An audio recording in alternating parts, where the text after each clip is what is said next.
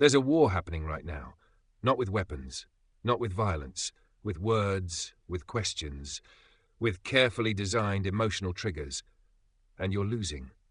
Not because you're weak, not because you're stupid, but because you don't even realize you're in a battle. Every day, people are testing you. They're not doing it maliciously necessarily, they're doing it instinctively. That casual question about your plans, a probe to see if you're predictable. That moment someone pushed your boundary and watched your reaction. Data collection on how far they can go. That conversation where you explained yourself too much, you just handed them the instruction manual for manipulating you. This is the reality most people never see. They think interactions are just interactions. Random, innocent, neutral. They're not. Every human interaction is, at some level, a test of power. Who controls the frame? Who reveals more? Who adjusts their behavior? Who maintains their position? And right now, if you're being honest with yourself, you're the one adjusting. You're the one revealing. You're the one losing ground. You explain yourself when challenged. You justify your decisions when questioned. You get emotional when provoked. You feel guilty when pressured. Each of these is a vulnerability, a crack in your armor, an opening for someone to slip through and influence your thinking, your decisions, your life. Smart people fail at this constantly. They know facts, they understand concepts, they can articulate complex ideas, but they've never learned to protect themselves psychologically. They've never built shields.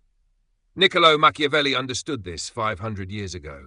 He watched intelligent people get destroyed, not by superior opponents, but by their own openness, their own predictability, their own lack of defensive strategy. He saw that survival doesn't belong to the most aggressive.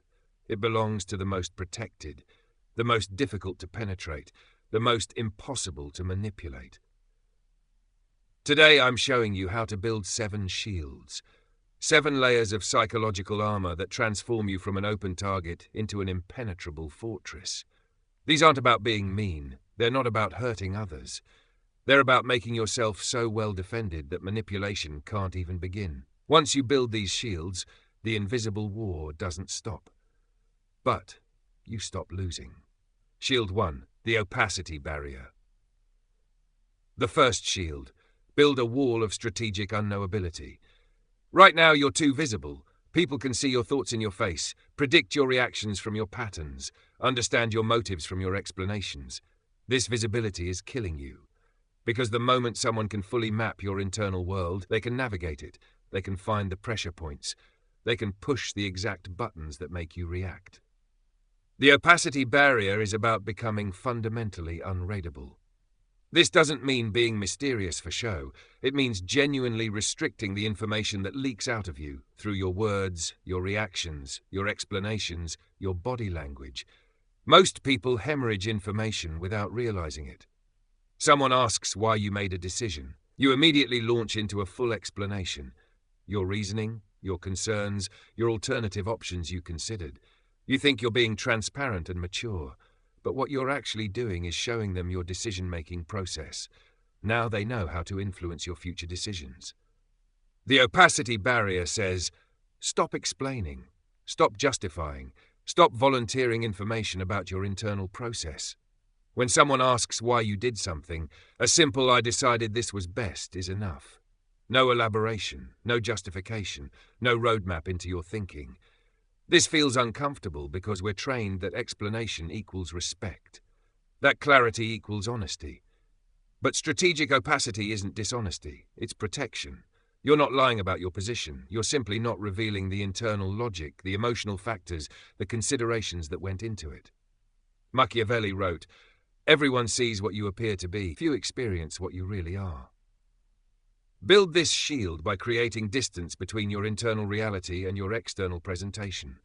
Internally, you can be uncertain, conflicted, emotional. Externally, you show only calm decision, only resolved action, only final position. The gap between these two is your opacity barrier, and that gap is what protects you. When people can't see inside you, something shifts in the power dynamic. They become cautious. They hesitate before testing you. They second-guess their assumptions. Why?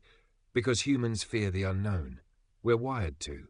And when we can't read someone, we automatically assign them more power, more danger, more capability than they might actually have. This shield works through absence. You're not performing mystery. You're simply withholding, staying silent where others fill space, offering less where others offer more. Practice this shield in small ways first. When someone asks about your weekend, instead of a full narrative, give them a brief summary with no emotional detail. When someone probes about your next move, stay vague, still considering options instead of laying out your entire plan. When someone tries to provoke a reaction, show nothing. Calm eyes, neutral expression, strategic silence. Each time you do this, you strengthen the barrier. Each time you resist the urge to explain, you add another layer of protection. Over time, people stop probing because there's nothing to grip. They stop testing because your reactions are unpredictable. They stop manipulating because the usual tactics find no purchase. The opacity barrier doesn't make you cold, it makes you protected. It doesn't make you dishonest, it makes you safe. The second shield. Control the flow of information like a strategic valve. Information is power. But here's what most people miss. Information flowing out of you is power flowing away from you. Every fact you share, every detail you reveal, every vulnerability you expose, you're transferring power to whoever receives that information. The disclosure filter is a systematic approach to what you reveal, when you reveal it, and to whom. Think of yourself as a classified database. Not everything is public. Not everything should be. Different people get different levels of access. Right now, you probably give most people level 5 clearance when they've only earned level 1. Someone you just met gets your life story, your struggles, your aspirations, because it feels good to be open, to connect, to be understood. But every piece of information you give them is leverage. Not because they're necessarily malicious, but because information can always be used. The disclosure filter operates on a simple principle.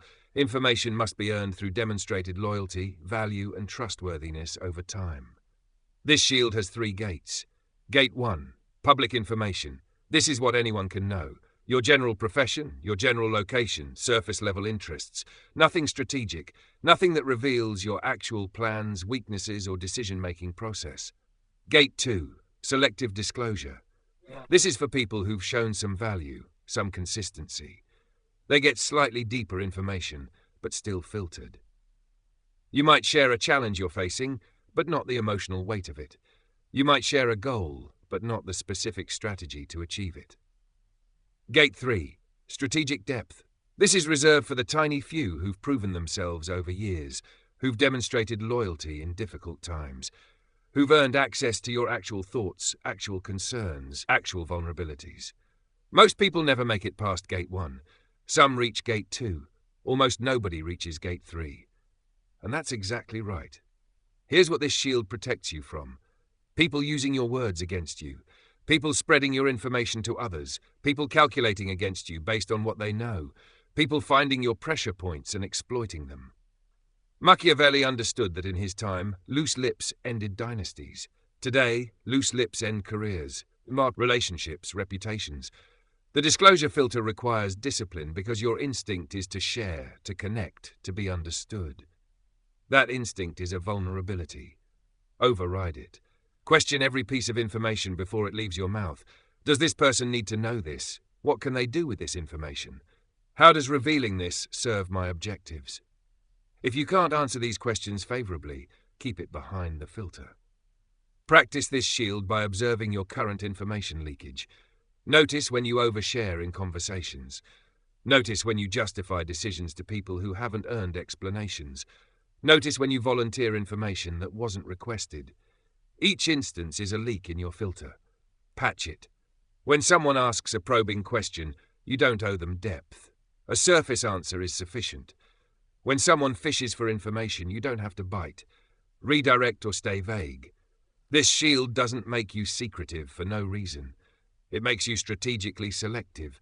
You still share, you still connect, but only with those who've earned it, only when it serves your purpose. And suddenly, manipulation becomes much harder, because the manipulator needs information to work with, and you're no longer freely providing it. The third shield. Transform empathy from vulnerability into tactical advantage. Most people think empathy is weakness. They think feeling what others feel makes you soft, manipulable, easy to guilt. They're half right. Emotional empathy, where you actually feel someone else's pain and let it influence your decisions, is indeed a vulnerability. But analytical empathy, where you understand someone else's emotional state without being controlled by it, is a shield. The empathy lens is this transformation. You see clearly into others' motivations, fears and desires, but you observe from behind protective glass. You understand without absorbing. You read without being read.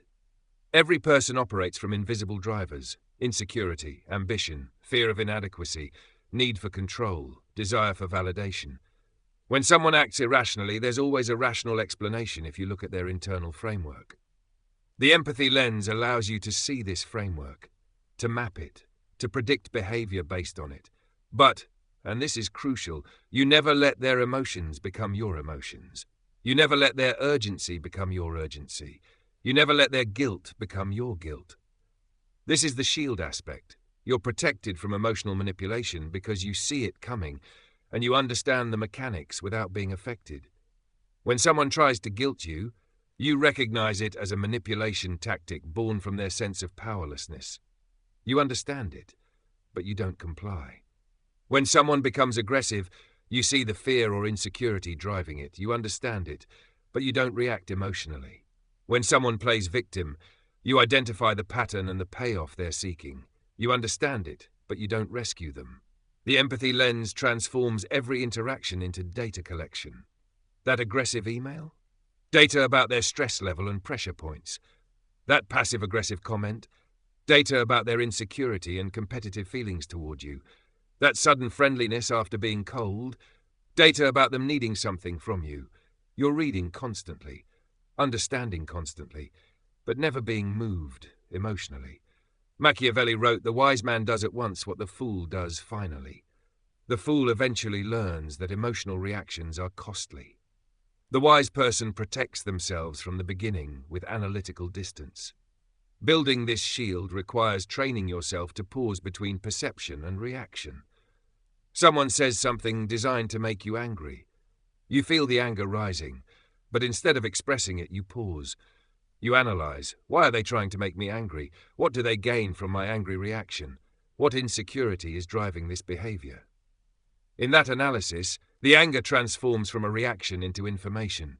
You see the manipulation attempt, you understand it, and you choose not to comply. This shield makes you dangerous in the best way. You see all the moves. You understand all the tactics, but none of them work on you. People notice this quickly. Their usual manipulation strategies fail. Their emotional triggers don't trigger you. Their guilt trips don't guilt you. And they adjust their behavior because you've shown them without words that you're protected. The empathy lens doesn't make you heartless. It makes you clear-sighted. You can still choose to help someone, but it's a choice from strength, not a reaction from manipulation. You can still be kind, but it's strategic kindness that serves your values, not compliant kindness that serves others' agendas. Practice this shield by becoming an observer of human behavior. Watch how people operate. Notice patterns. See the insecurity behind the boast. See the fear behind the aggression. See the need for control behind the guilt trip. The more you see, the less you're affected. The more you understand, the more protected you become. The sixth shield: master the art of cutting without guilt. This may be the hardest shield to forge because it demands you override your deepest social conditioning. You are taught that loyalty means never giving up on people, that commitment means enduring indefinitely, that endings are failures. All of that is false, and it keeps you trapped. The severance blade is the ability to end what no longer serves you, cleanly, decisively, without hesitation or guilt. Relationships that drain you, projects that stagnate, habits that weaken you, identities that confine you. Most people cling to these long after they've expired. Not because they still serve a purpose, but because ending feels uncomfortable, because guilt feels safer than change, because severance is mistaken for failure. But the inability to cut is a profound vulnerability. It makes you exploitable. People learn you won't walk away. It makes you inefficient. Your energy leaks into dead ends. It makes you controllable. Attachments become pressure points. The Severance blade eliminates all of this.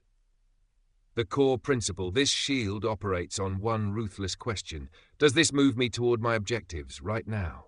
Not maybe someday. Not it used to. Not it has potential now. If the answer is no, sever it. This isn't cruelty, it's accuracy. Keeping dead weight attached to you doesn't make you noble. It makes you slow, distracted, and compromised, just to avoid temporary discomfort. Adaptation requires removal. What served you yesterday may sabotage you today. People change, context shifts, missions evolve. The Severance blade gives you permission to let the obsolete fall away. The sunk cost trap. One of the strongest chains is this thought: I've already invested so much. That investment is gone. Time spent is irretrievable. The only question that matters is whether continuing serves your future. If it doesn't, cut. Past effort is not justification for future waste. Severing identities. This shield isn't only external. Old beliefs that no longer align? Cut them. Habits that undermine your next level? Sever them. Versions of yourself that once protected you but now limit you? Leave them behind. This isn't betrayal of who you were. It's loyalty to who you're becoming. Timing and precision. The blade requires judgment. Cut too early, and you destroy potential. Cut too late, and you bleed resources. With experience, you learn to recognize diminishing returns, the moment when continuation becomes self-sabotage. When that moment appears, you act. No hesitation, no prolonged explanations, no ceremonial goodbyes. Clean cut. Immediate redirection. Hesitation dulls the blade. Second-guessing betrays your own intelligence. What this shield protects you from: toxic relationships that siphon energy, failing projects that consume focus, bad habits that erode discipline, outdated identities that cap growth. Practice audit everything that consumes your time, energy, or mental space. Ask honestly, is this advancing my trajectory? For anything that isn't, design an exit, then execute it. The first cuts will hurt. Your conditioning will scream, cruel, disloyal, selfish, failure. Ignore it. That voice exists to keep you compliant. As you practice severance, guilt fades, clarity sharpens, freedom emerges. You realize something critical. Cutting what doesn't serve you isn't heartlessness. It's self-respect. The severance blade doesn't make you cold. It makes you precise. You don't cut impulsively. You cut strategically, protecting your energy, your mission, and your future from anything that would compromise them.